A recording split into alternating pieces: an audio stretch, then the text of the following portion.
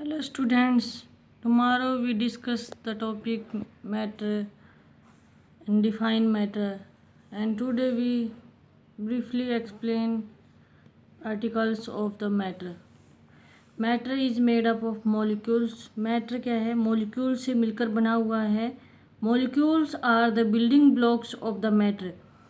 Matter molecules का building block है. जैसे एक हाउस के अंदर उसका बिल्डिंग ब्लॉक ब्रिक्स ईंटें होती है ना, हाउस के अंदर बिल्डिंग ब्लॉक, ऐसे ही मैटर जो पदार्थ होता है उसका सबसे छोटा जो बिल्डिंग ब्लॉक होता है वो मॉलिक्यूल कहलाता है. Molecule are made up of atoms. Molecules atoms से मिलकर बना हुआ है. जो वर्ड होता है एटम, ग्रीक वर्ड है ये, इसका मतलब होता है इंडिविजुअल. इंडिविजुअल मतलब जिसको बांटा नहीं जा सकता, इसको और तोड़ा नहीं जा सकता. अगर इसके टुकड़े करना चाहें तो इसके और सेपरेटेड पार्ट नहीं बन सकते. And atom can not be further separated into parts. Atoms of the same kind form an element. अगर एटम सेम काइंड, सेम, जैसे ऑक्सीजन एटम यहाँ पिक्चर के अंदर दिया हुआ है, एक ऑक्सीजन एटम है, दूसरा भी ऑक्सीजन एटम, अगर सेम काइंड ऑफ एटम है तो वो एलिमेंट कहलाता है. अगर atom of different kind of form है कंपाउंड. यहाँ पर ऑक्सीजन है और दो हाइड्रोजन दिए हुए हैं, तो अलग अलग atom, different kind of atom हो तो उसको कंपाउंड बोला जाता है, और सेम काइंड के एटम होते हैं उनको एलिमेंट बोला जाता है. The oxygen that we breathe is an element of oxygen atoms. जो ऑक्सीजन हम ब्रीथ करते हैं वो क्या है? ऑक्सीजन एटम का एलिमेंट कहलाता है. और जो वाटर हम ड्रिंक करते हैं, ये फॉर्मूला हो गया ना, एच हाइड्रोजन ऑक्सीजन, H2 दो हो गए और ऑक्सीजन एक हो गया, H2O बन गया. H2O फॉर्मूला होता है वाटर का. The water that we drink is a compound of hydrogen atom and oxygen atom. पानी जो हम पीते हैं वो क्या है? दो कंपाउंड होते हैं, उसके अंदर हाइड्रोजन एटम होते हैं और ऑक्सीजन एटम. मॉलिक्यूल सबसे छोटी यूनिट होता है किसी भी एलिमेंट का. Molecule is the smallest unit of an element और a compound that retain all the properties of that element और ए कंपाउंड. मॉलिक्यूल एक सबसे छोटी यूनिट है जो अपनी प्रॉपर्टी को मेंटेन रखता है, यानी अब उसके अंदर उसकी सारी प्रॉपर्टी प्रेजेंट होती है. An oxygen molecule is formed from two oxygen atom. जो ऑक्सीजन मॉलिक्यूल है वो क्या है? दो एटम से मिलकर बना हुआ है, टू ऑक्सीजन एटम. और जो वाटर मॉलिक्यूल होता है वो फॉर्म होता है two hydrogen atom and one oxygen atom.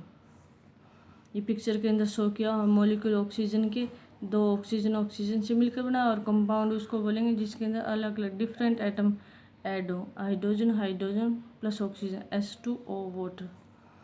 अब पढ़ेंगे कल सॉलिड लिक्विड गैस 3 स्टेट मैंने बताई थी आपको एट मॉलिक्यूलर लेवल पर. आज इनको डीपली पढ़ेंगे. जो मॉलिक्यूल्स होते हैं मैटर के अंदर वो क्या है? एक दूसरे के प्रति क्या है? अट्रैक्टेड होते हैं, आकर्षित होते हैं. They are in a state of motion. वो क्या है? मोशन होता है गति. वो क्या है? मॉलिक्यूल्स मूव करते रहते हैं एक जगह से दूसरी जगह पर. अब इसके फीचर्स पढ़ेंगे हम. सॉलिड लिक्विड गैस तीनों के अंदर डिफरेंस को अच्छे से पढ़ेंगे. फर्स्ट है अरेंजमेंट ऑफ मॉलिक्यूल. जो सॉलिड मॉलिक्यूल है उसकी अरेंजमेंट कैसी होती है? वो रेगुलर होती है और क्लोज टू ईच अदर. ये पिक्चर के अंदर देखेंगे हम, बिल्कुल एक दूसरे के क्लोज होते हैं. ये लिक्विड के मॉलिक्यूल कैसे होते हैं? इरेगुलर होते हैं, कोई एक पैटर्न नहीं है, दूर और थोड़ा सा बिल्कुल क्लोज होते हैं. बिल्कुल ऐसे टाइटली पैक नहीं, थोड़ा सा दूर होते हैं. उसके बाद गैस के रैंडम एंड वाइड अपार्ट, दूर दूर होते हैं गैस के अंदर जो मॉलिक्यूल्स होते हैं. उसके बाद मूवमेंट पढ़ेंगे. मूवमेंट कैसे होती है? ये बिल्कुल टाइटली पैक है, एक दूसरे के पास पास है, तो इसके अंदर क्या है? वेरी लिटिल मूवमेंट होगी, और in the form of vibration, बिल्कुल कम मूवमेंट हो पाएगी. उसके बाद molecules can move around each other. ये क्या है? एक दूसरे के पास में थोड़ा बहुत मूव कर पाएंगे ये. और जो गैस के मॉलिक्यूल है उनके अंदर क्विक मूवमेंट होगी रैंडम डायरेक्शन के अंदर, क्योंकि ये बहुत ज़्यादा दूर दूर फार अपार्ट, एक दूसरे से बहुत दूर है, तो क्या है? मूवमेंट ज़्यादा होगी यहाँ पर. उसके बाद वॉल्यूम पढ़ते हैं. जो सॉलिड है उसका एक डेफिनेट वॉल्यूम होता है.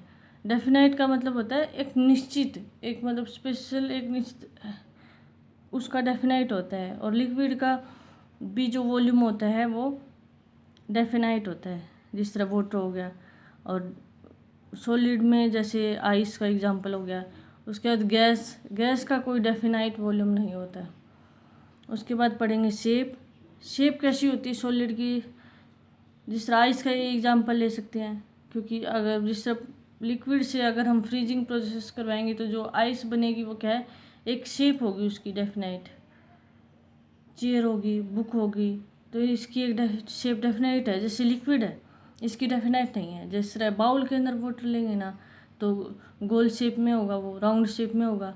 अगर उसी को हम बोतल में डाल देंगे तो वो अलग शेप में ले लेगा, और उसी वाटर को हम गिलास में डाल देंगे तो गिलास अलग अलग शेप का हो सकता है। तो इसकी कोई एक निश्चित शेप आकार नहीं होता है, तो इसका नॉट डेफिनाइट आएगा।